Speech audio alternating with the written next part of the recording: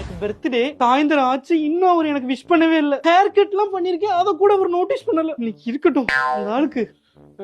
என்னம்மா ஹால்ல நின்னுட்டு என்ன மேட்டர்? உட்கார வேண்டியதானே? ஹால்ல நிக்க நடுத்தரல போய் நிக்கவா நானு?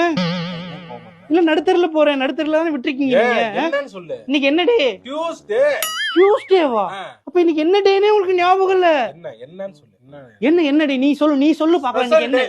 எனக்கு தெரியும், எனக்கு ஸ்பெஷல் டே எனக்கு தெரியாது நினைக்கிறியா நீ? அப்ப தெரியுமா உங்களுக்கு ஸ்பெஷல்? நீ சொல்லு பாப்போம். நீ ஞாபகம் வச்சுக்க பாக்குற. நீ சொல்லு பாப்போம். எங்க சொல்லு. உன் ஞாபகம் இருக்கா? ஞாபகம் இருக்கனால தானே நான் கேக்குறேன். சொல்லப்பா.